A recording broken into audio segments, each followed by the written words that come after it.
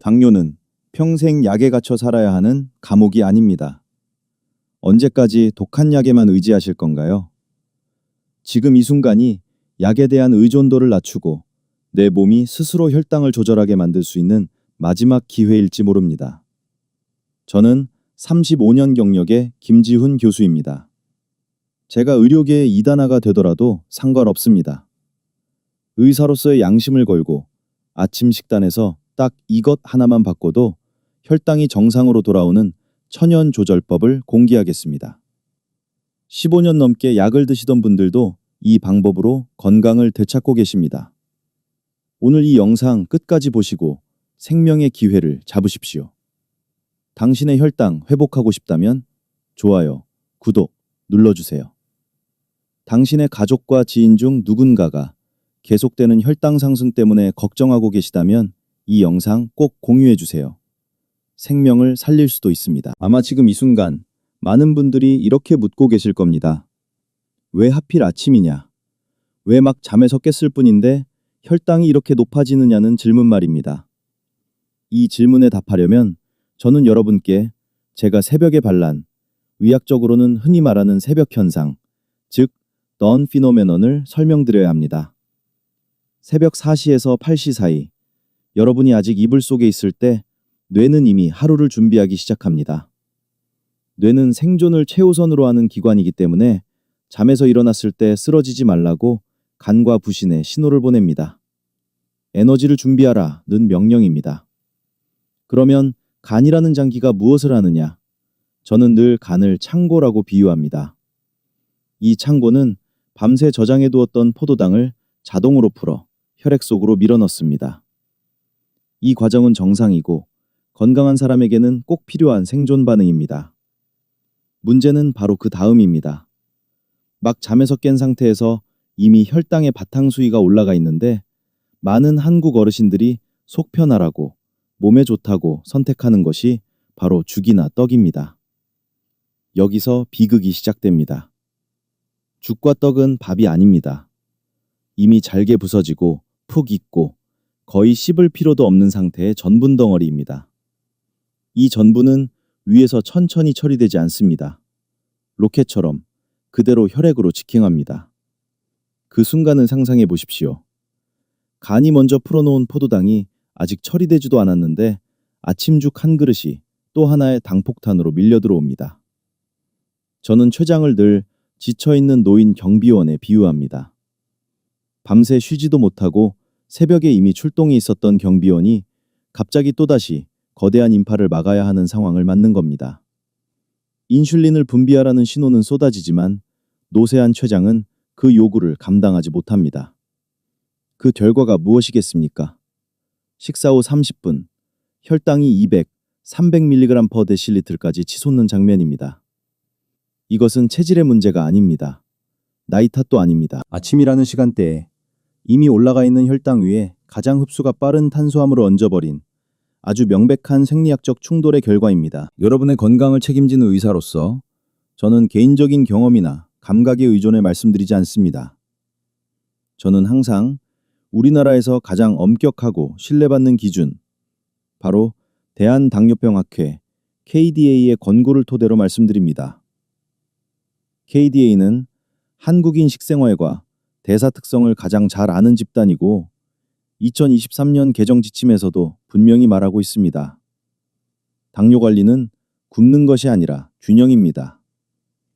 이들이 강조하는 핵심은 식품 교환 시스템인데 이는 음식을 줄이라는 뜻이 아니라 같은 칼로리 안에서 구성을 바꾸라는 과학적 개념입니다. 먼저 절대적인 원칙이 하나 있습니다. 아침 식사를 거르지 말라는 것입니다.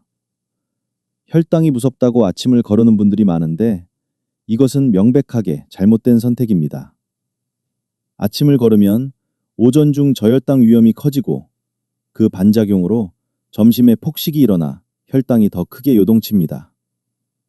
에너지는 강처럼 흘러야지 댐처럼 막았다가 한꺼번에 터지면 큰일 납니다. 두 번째는 이른바 6:2의 황금 비율입니다. 접시의 55에서 65%는 탄수화물이지만 여기서 말하는 탄수화물은 흰 쌀밥이나 흰죽이 아닙니다. 콩과 보리, 잡곡이 섞인 잡곡밥, 즉 잡푸곡밥이 우선입니다. 껍질이 남아있는 곡물은 혈당이 올라가는 속도를 늦추는 브레이크 역할을 합니다. 그 다음 15에서 20%는 단백질입니다. 계란 하나 혹은 생선 한 토막이면 충분합니다. 단백질은 혈당이 혈관으로 쏟아져 들어오는 것을 붙잡아주는 닷과 같은 존재입니다. 마지막 20에서 30%는 지방인데 튀김 기름이 아니라 들기름이나 참기름처럼 소량의 좋은 지방입니다. 이 지방은 소화를 늦추고 포만감을 유지시켜 췌장이 숨 돌릴 시간을 만들어줍니다. 세 번째 원칙은 한식입니다. KDA는 서구식 식단보다 전통적인 한식을 권장합니다. 다만 조건이 있습니다. 채소와 섬유질은 늘리고 염분은 줄이라는 것입니다. 시금치나물, 콩나물, 버섯 같은 채소는 혈당의 완충장치이고 김치나 된장국은 예전보다 싱겁게 드셔야 신장과 혈관을 지킬 수 있습니다. 특히 소금을 줄인 동치미 한 그릇은 아침 혈당을 부드럽게 잡아주는 훌륭한 선택입니다. 정리하면 KDA 식단은 적게 먹으라는 식단이 아닙니다. 더 똑똑하게 먹으라는 식단입니다. 느린 탄수화물, 단백질, 섬유질이 한 그릇 안에서 균형을 이루면 췌장은 더 이상 비명을 지르지 않습니다. 그렇다면 이제 질문이 남습니다. 같은 잡곡밥이라도 어떻게 먹느냐에 따라 혈당은 전혀 다르게 움직입니다. 지금부터 제가 말씀드릴 첫 번째 규칙, 가장 중요하고 가장 많은 분들이 놓치고 있는 원칙, 바로 먹는 것을 단단하게 만드는 법, 즉 먹어도 혈당이 덜 오르게 만드는 물리학으로 들어가겠습니다. 우리는 이미 새벽 현상, 즉 아침에 혈당이 자연스럽게 올라가는 생리적 반란에 대해 이해했습니다. 그렇다면 이 반란을 어떻게 진압할 수 있느냐? 답은 멀리 있지 않습니다. 바로 여러분이 매일 아침 입에 넣는 음식의 구조에 있습니다. 지금부터 말씀드릴 첫 번째 황금 규칙은 먹는 것을 단단하게 하라는 것입니다. 다시 말해 약이 아니라 치아와 위장을 혈당 조절의 브레이크로 쓰라는 뜻입니다. 많은 분들이 나이가 들면 부드러운 음식을 먹어야 소화가 잘 된다고 믿는데 저는 임상에서 정반대를 봐왔습니다. 부드럽고 잘게 부서지고 이미 눌러 압축된 음식이야말로 당뇨 합병증으로 가는 가장 빠른 지름길입니다. 대표적인 예가 떡입니다. 떡은 쌀이 아닙니다. 이미 곱게 갈려 압축된 전분 덩어리, 말 그대로 농축된 설탕 덩어리입니다. 작은 떡 한 조각이 들어가지만 혈관이 받아들이는 포도당의 양은 밥 한 공기와 맞먹습니다. 죽과 누룽지 물도 마찬가지입니다. 속 편하라고 드신다고요? 과학적으로는 전혀 그렇지 않습니다. 이미 충분히 익고 구조가 무너진 전분은 위에서 머물지 않습니다. 씹을 시간도, 위가 일할 시간도 주지 않고 그대로 혈액으로 쏟아져 들어갑니다. 그 결과는 분명합니다. 아침 식사 후 30분, 혈당 200을 넘는 급등입니다. 반대로 잡곡밥, 특히 콩과 보리가 섞인 잡곡밥은 완전히 다릅니다. 저는 위를 늘 맷돌에 비유합니다. 죽을 먹으면 맷돌은 놀고 있습니다. 그러나 콩과 보리가 섞인 단단한 밥이 들어오면 위는 문을 닫고 음식을 붙잡아 갈아야만 합니다. 이때 콩과 보리의 껍질이 결정적인 역할을 합니다. 이 껍질은 전분이 소화 효소와 너무 빨리 만나지 못하게 막는 물리적인 브레이크입니다. 그래서 포도당은 폭포처럼 쏟아지지 않고 수도꼭지에서 물이 떨어지듯 천천히 혈액으로 들어옵니다. 여기에 한 가지가 더 필요합니다. 바로 씹는 횟수입니다. 한국 사람들의 빨리빨리 식습관은 췌장에게는 재앙입니다. 잡곡밥을 드실 때는 한 숟가락에 최소 30번은 씹으셔야 합니다. 씹는 행위는 단순히 이를 쓰는 것이 아닙니다. 침 속의 아밀라아제가 일부 전분을 분해하고 동시에 뇌의 췌장으로 신호를 보냅니다. 단단한 음식이 들어오니 인슐린을 서서히 준비하라. 이 신호 덕분에 췌장은 당황하지 않고 쇼크 없이 일을 시작할 수 있습니다. 결국 먹는 것을 단단하게 만든다 하는 것은 적게 먹으라는 말이 아닙니다. 같은 양을 먹더라도 혈당이 덜 오르게 만드는 가장 원초적이고 가장 강력한 전략이라는 뜻입니다. 이제 여러분께서 먹는 것을 단단하게 하라는 이 단순한 원칙이 얼마나 강력한지 분명히 느끼셔야 합니다. 저는 개인적인 신념이 아니라 수많은 연구와 실제 환자의 변화를 통해 이 원칙을 확신하게 되었습니다. 왜 제가 아침마다 부드러운 죽 대신 콩과 보리가 씹히는 잡곡밥을 드시라고 고집하느냐? 그 이유는 4가지 분명한 이득 때문입니다. 첫째, 혈당의 파도를 장재웁니다.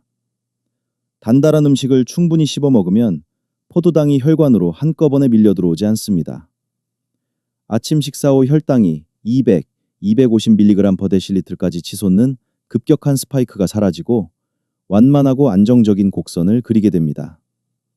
둘째, 뇌가 더 빨리 그만 먹어도 된다는 신호를 받습니다. 실제로 메요 클리닉의 연구에서도 확인되었듯이 오래 씹을수록 포만 신호는 빨리 올라옵니다. 억지로 줄이지 않아도 자연스럽게 양이 줄고 체중은 서서히 그러나 확실하게 내려갑니다. 셋째, 장 속에 군대를 키웁니다. 콩껍질과 곡물의 섬유질은 그냥 지나가는 찌꺼기가 아닙니다. 이것은 장내 유익균의 먹이가 되어 이슐린 감수성을 높이고 몸이 스스로 당을 처리하는 능력을 회복하게 만듭니다. 넷째, 고령자분들이 가장 고생하는 변비 문제를 함께 해결합니다. 씹는 행위 자체가 소화관의 신경을 깨우고 장의 리듬을 정상으로 돌려놓기 때문입니다. 이 원칙이 말이 아니라 현실이라는 것을 보여드리기 위해 저는 부산에 사시는 박어르신의 이야기를 들려드리고 싶습니다. 이른둘의 박어르신은 10년 넘게 제2형 당뇨를 앓고 계셨고 매일 아침 이를 걱정해 뜨거운 쌀죽에 떡 몇 조각이나 누룽지물을 드셨습니다. 본인은 속이 편하다고 느꼈지만 현실은 달랐습니다. 아침마다 혈당은 250을 넘었고 머리는 어지럽고 다리는 납덩이를 단 듯 무거웠습니다. 저는 단 하나만 바꾸자고 했습니다. 죽을 치우고 반 공기의 잡곡밥을 드시되 콩과 보리가 씹히게, 그리고 반드시 한 숟가락에 30번씩 씹으라고 말입니다. 김에 싸서 채소와 함께 빨리빨리는 금지였습니다. 결과는 놀라웠습니다. 단 일주일 만에 아침 혈당은 140전 160mg/dl로 내려왔고 어르신은 제게 전화를 걸어 교수님, 이제 점심까지 배가 든든하고 몸이 훨씬 가볍습니다. 부산 공원을 걸어도 어지럽지 않습니다. 라고 웃으며 말씀하셨습니다. 보십시오. 약을 바꾼 것도 용량을 늘린 것도 아닙니다. 먹는 방식 하나를 바꿨을 뿐입니다. 이처럼 먹는 것을 단단하게 만드는 것은 당뇨 관리의 방향을 완전히 바꿀 수 있습니다. 그러나 여기서 멈추면 아직 절반입니다. 혈당을 더 단단히 붙잡기 위해서는 음식이 들어오기 전 위장에 미리 준비를 시켜야 합니다. 바로 다음 단계, 우리 식탁의 국혼, 동치미가 등장할 차례입니다. 이제 두 번째 규칙, 산으로 기를 닦는 법, 트랑아시드로 넘어가겠습니다. 이제 여러분은 트랑아시드, 즉 식전에 산으로 기를 닦는 이 단순한 행동이 생각보다 훨씬 큰 힘을 가지고 있다는 사실을 아셔야 합니다.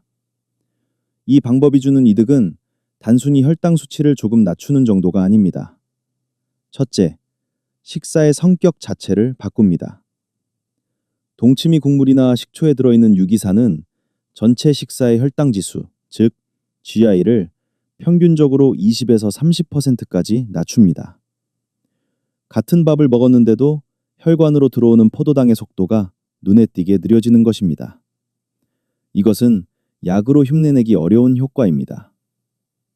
둘째, 장을 치료합니다. 동치미는 단순한 산이 아니라 발효 음식입니다. 그 안에는 수많은 프로바이오틱스, 즉 유익균이 살아있습니다. 이 균들은 장내 환경을 정돈하고 만성염증을 낮추며 결과적으로 당뇨 환자분들이 가장 두려워하는 신장합병증과 심혈관 합병증의 위험을 줄이는 방향으로 작용합니다. 저는 늘 말씀드립니다.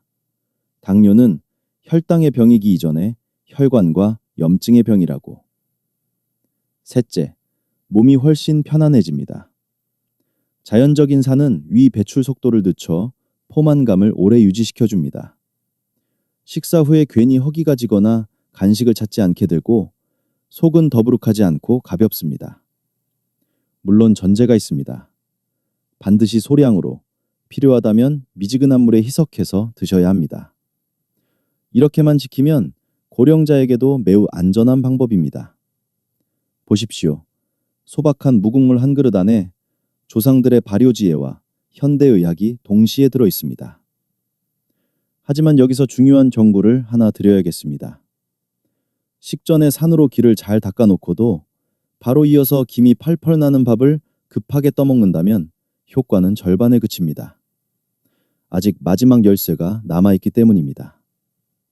왜 식었다가 다시 데운 밥이 당뇨 환자에게는 숨겨진 명약이 되는지, 이제 마지막 규칙, 차갑게 바꿔서 몸을 속이는 법, 바로 먹는 것을 식히는 과학으로 넘어가겠습니다. 우리는 이미 먹는 것을 단단하게 만들어 치아와 위장으로 혈당의 속도를 늦추는 방법을 배웠고, 산으로 기를 닦아 장에서 당이 쏟아지는 것을 막는 방패도 만들었습니다. 이제 마지막으로 남은 비밀은 바로 음식 자체의 화학 구조를 바꾸는 것입니다. 이 세 번째 규칙을 이해하시면 평범한 밥 한 공기가 당뇨 환자에게는 약보다 강력한 기능성 식품으로 바뀝니다. 저는 이것을 먹는 것을 식혀서 몸을 속이는 과학이라고 부릅니다. 많은 한국 어르신들이 찬밥, 이른바 찬밥을 떠올리면 가난했던 시절과 배 아픈 기억부터 떠올립니다. 한기, 냉기, 소화불량을 걱정하시지요. 그러나 의학과 식품화학의 관점에서 보면 냉장고에 들어갔다 나온 밥은 전혀 다른 물질이 됩니다. 밥을 지은 뒤 약 4도 안팎의 온도에서 12시간 이상 식히면 밥 속에 있던 일반 전분이 재배열되며 저항성 전분, 즉 레지스턴트 스타치로 변합니다. 이름 그대로 이 전분은 소화 효소에 저항합니다. 소장에서 포도당으로 쪼개지지 않고 그대로 대장으로 내려가 고급 식이섬유처럼 행동합니다. 다시 말해, 여러분은 분명 밥을 먹었는데 몸은 그것을 채소처럼 처리하는 것입니다. 물론 저는 어르신들께 차갑고 딱딱한 밥을 그대로 드시라고 하지 않습니다. 과학과 문화는 타협해야 오래갑니다. 방법은 간단합니다. 저녁에 콩과 보리가 들어간 잡곡밥을 지으실 때 들기름 한 숟가락을 함께 넣으십시오. 이 지방은 전분 입자를 감싸 저항성 전분의 형성을 더욱 촉진합니다.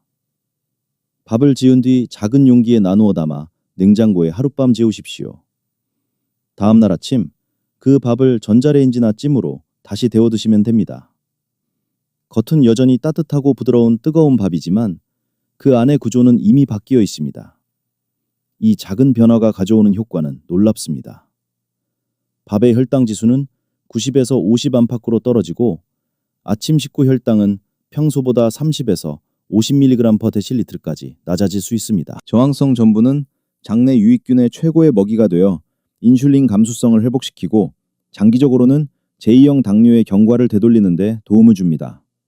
무엇보다 포만감이 오래 지속되어 오전 내내 허기나 단 것에 대한 갈망이 눈에 띄게 줄어듭니다.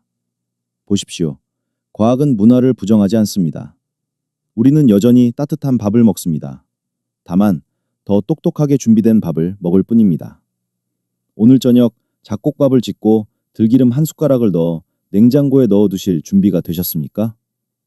이제 이 세 가지 규칙을 모두 담은 가장 현실적이고 가장 한국적인 아침 식단을 여러분께 보여드릴 차례입니다. 다음으로 내일 아침 바로 따라하실 수 있는 한식 표준 식단으로 넘어가겠습니다. 이제 우리는 세 가지 무기를 모두 손에 쥐었습니다.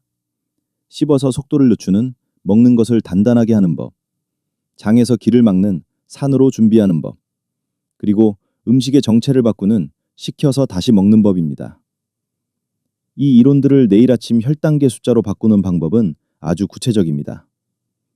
아침에 일어나서 무엇을 먹을지 고민하지 마십시오. 제가 제시하는 이 한 상이면 충분합니다.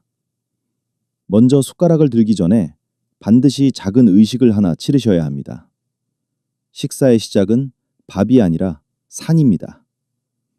작은 그릇에 담은 동치미 국물 한 사발 또는 식초와 마늘로 무친 오이 몇 조각이면 됩니다. 혈압이 있으신 분은 소금기를 덜어내고 속이 약하거나 날씨가 추우면 미지근한 물을 조금 섞어 주십시오. 이 한 단계의 목적은 분명합니다.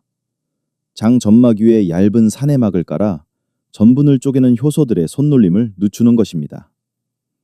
이 준비가 끝나면 이제야 비로소 밥상을 본격적으로 마주할 자격이 생깁니다. 이 짧은 사내 의식 하나만으로도 다음에 들어올 탄수화물은 더 이상 무방비 상태로 혈관을 향해 달려들지 못합니다. 이것이 바로 세 가지 규칙이 하나로 연결되는 출발점이며 아침 혈당을 140mg/dL 아래로 묶어두는 첫 번째 열쇠입니다. 이제 비로소 아침 식사의 중심이 등장합니다. 하지만 기억하십시오. 이 밥상에서 주인공은 많이 먹는 밥이 아니라 똑똑하게 준비된 밥입니다. 먼저 탄수화물은 반 공기면 충분합니다. 바로 어젯밤에 지어 냉장고에서 12시간 이상 잠을 재운 잡곡밥, 그리고 오늘 아침 다시 데워 따뜻해진 잡부곡밥입니다. 겉은 김이 나지만 그 안의 전분 구조는 이미 바뀌어 저항성 전분으로 변해 있습니다. 이 밥은 혈관으로 달려들지 않습니다. 천천히 질서 있게 움직입니다. 그 다음 반드시 깔아야 할 바닥이 있습니다. 단백질입니다. 부드러운 계란찜 한 그릇이든 싱겁게 구운 생선 한 토막이든 상관없습니다. 단백질은 위의 배출 속도를 늦추는 무게추 역할을 합니다. 밥이 혼자 튀어나가지 못하게 붙잡아두고 포도당이 혈액으로 한꺼번에 쏟아지는 것을 막아줍니다. 그리고 마지막으로 이 식사의 완성은 섬유질입니다. 김이나 쌈채소로 밥을 싸서 드십시오.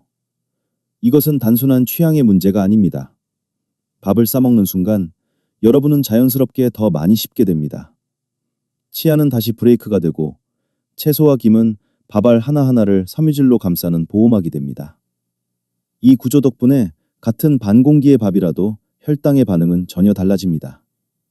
씹고 머물고 천천히 내려가는 이 한상은 먹는 것을 단단하게 하고 식혀서 다시 먹는 두 가지 규칙이 동시에 작동하는 결정적인 장면입니다.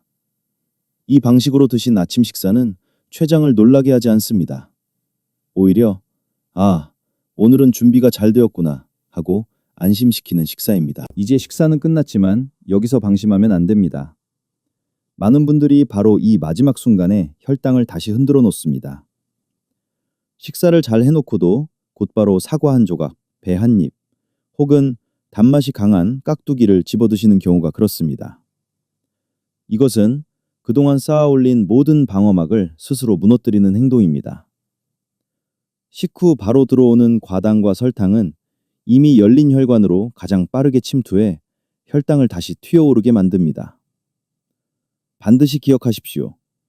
과일과 단맛이 강한 김치는 적이 아니라 타이밍의 문제입니다. 최소 5시간은 기다리셔야 합니다. 만약 식사가 끝난 뒤 입이 심심하고 무언가 씹고 싶다면 그때는 방향을 바꾸십시오. 호두나 아몬드 몇 알이면 충분합니다. 이 견과류에 들어있는 좋은 지방은 혈당을 올리지 않으면서 포만감을 오래 유지시켜주고 동시에 노년기 가장 중요한 심혈관 건강을 조용히 도와줍니다. 식사의 마무리는 단맛이 아니라 안정감이어야 합니다. 이렇게 끝까지 지켜주셔야 오늘 아침의 한 끼가 진짜 혈당을 잠그는 식사로 완성됩니다. 부산에 사시는 한 할머님이 제게 이런 말씀을 하신 적이 있습니다. 예전에는 아침마다 죽을 드시면 혈당이 220까지 치솟아 하루 종일 몸이 무겁고 기운이 없었는데 이제는 잡곡밥을 지어 김에 싸서 꼭꼭 씹어 드시고 식사 전에 동치미 국물부터 드시니 배는 든든한데 혈당이 130 근처에서 멈추고 몸이 확실히 가벼워졌다고 말입니다. 저는 그 말씀을 들으며 다시 한번 확신했습니다. 이 한상은 반찬이 아니라 약이라는 사실을 말입니다. 다만 어떤 약이든 사용법을 지켜야 안전하듯 이 식사법도 몇 가지 작은 주의가 필요합니다. 치아와 잇몸이 약하신 분들은 처음부터 너무 단단한 식감을 고집하지 마시고 잡곡밥을 조금 더 부드럽게 지어 양을 줄여 시작하십시오. 씹는 횟수는 중요하지만 무리해서 턱이 아플 정도로 하실 필요는 없습니다.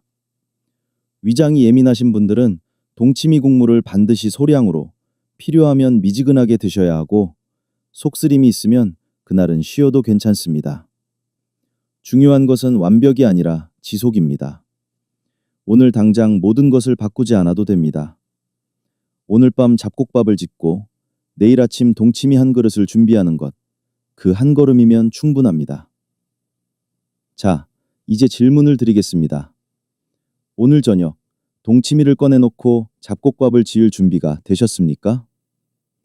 마지막으로 남은 주의사항만 지키신다면 이 식사법은 여러분의 혈당계를 가장 정직하게 바꿔줄 것입니다. 내일 아침 췌장을 다시 숨쉬게 하는 여정을 시작하시기 전에 저는 의사로서 반드시 이 몇 가지 안전 수칙을 당부드리고 싶습니다.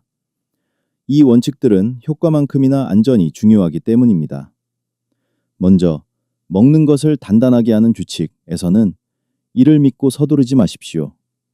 치아가 약하신 분들은 처음부터 콩이 단단히 씹히는 밥을 무리해서 드실 필요가 없습니다. 잡곡밥을 조금 더 물을 넣어 부드럽게 짓거나 채소를 잘게 썰어 시작해도 충분합니다.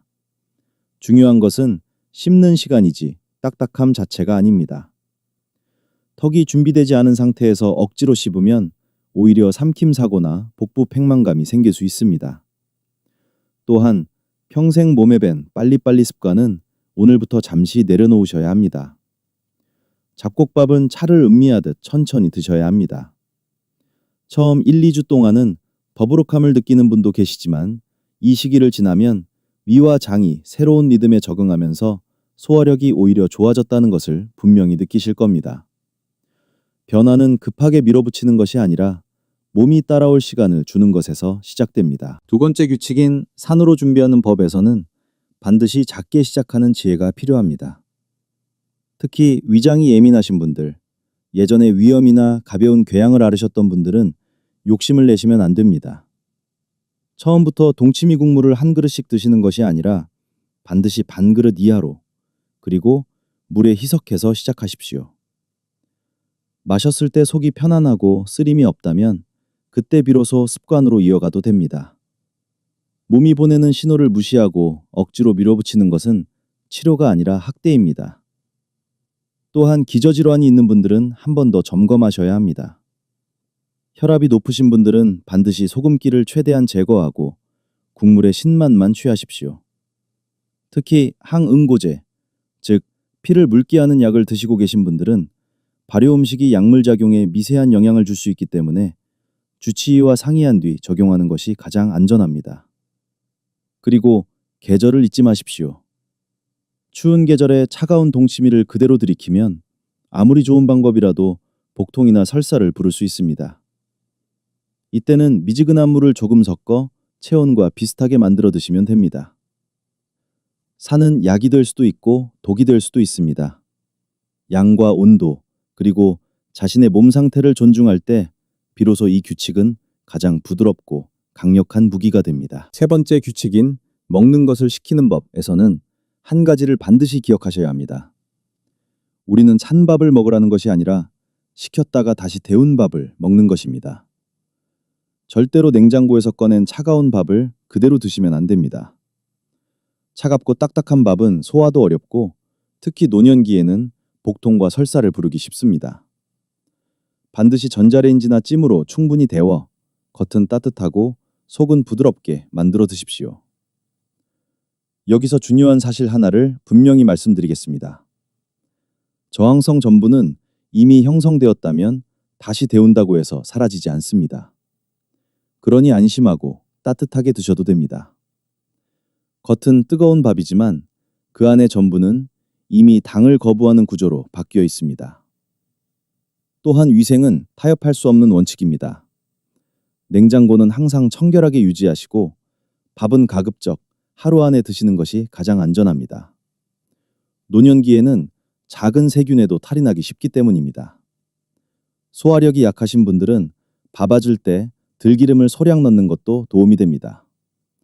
이 지방은 전분 입자를 부드럽게 감싸 소화를 돕고 장까지의 이동을 더 안정적으로 만들어줍니다. 요약하면 먹는 것을 시킨다 하는 것은 차갑게 먹는다는 뜻이 아니라 구조를 바꾼 뒤 따뜻하게 즐긴다는 뜻입니다. 이 원칙만 지켜주셔도 밥은 더 이상 혈당의 적이 아니라 가장 든든한 아군이 됩니다. 이제 마지막으로 제가 가장 중요하게 드리고 싶은 공통 당부를 말씀드리겠습니다. 이것은 잘 관리하는 법이 아니라 정말로 안전하게 벗어나는 법.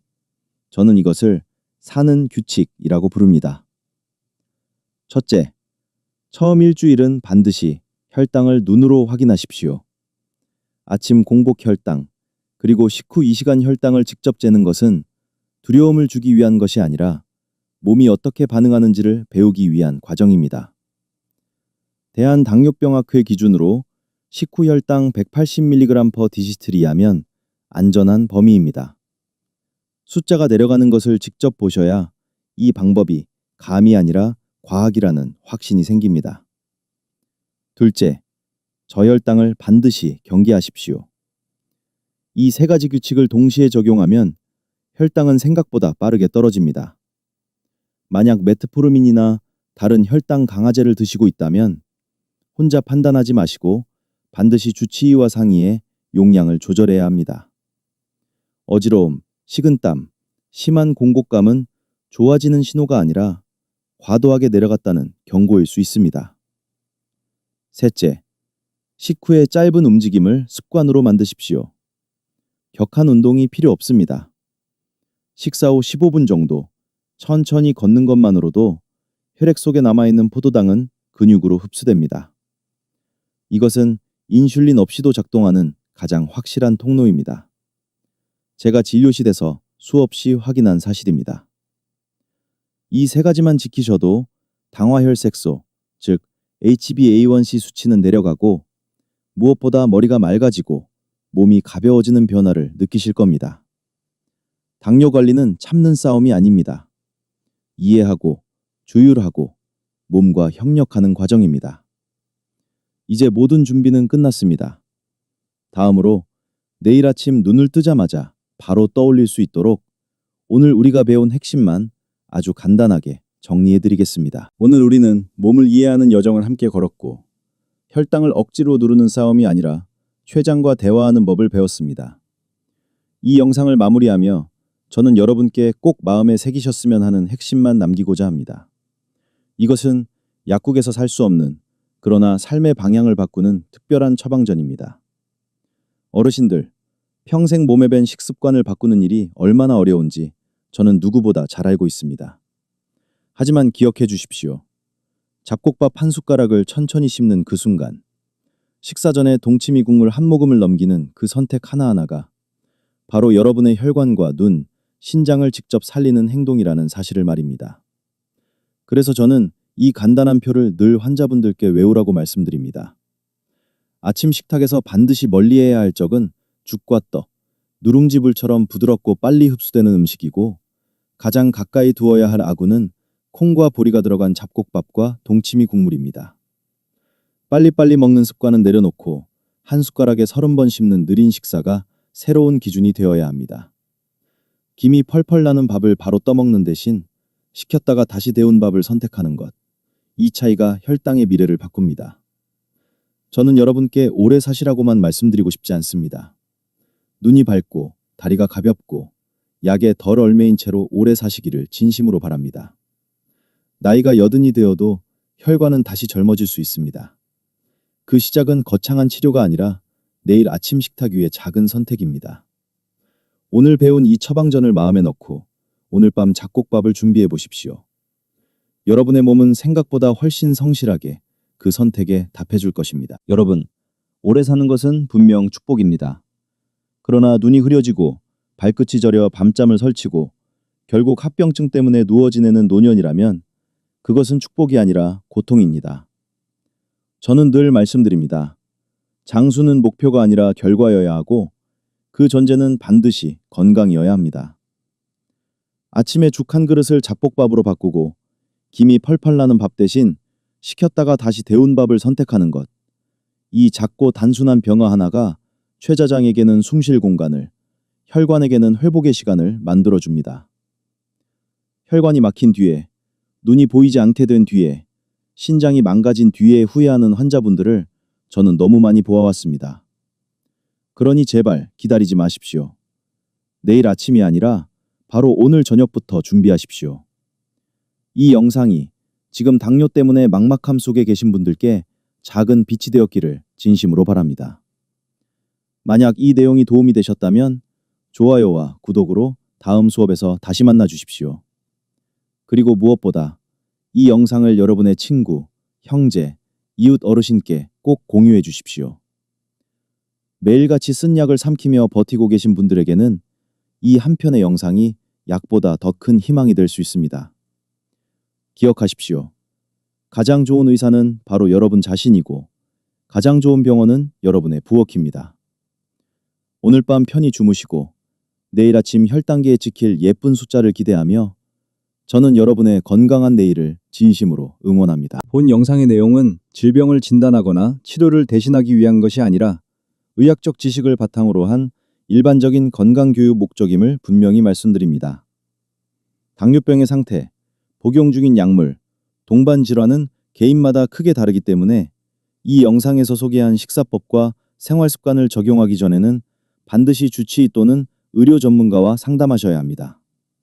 특히 인슐린이나 혈당 강화제를 사용 중인 분들은 식습관 변화로 인해 혈당이 급격히 떨어질 수 있으므로 약물 용량 조절 없이 임의로 실천하는 것은 위험할 수 있습니다.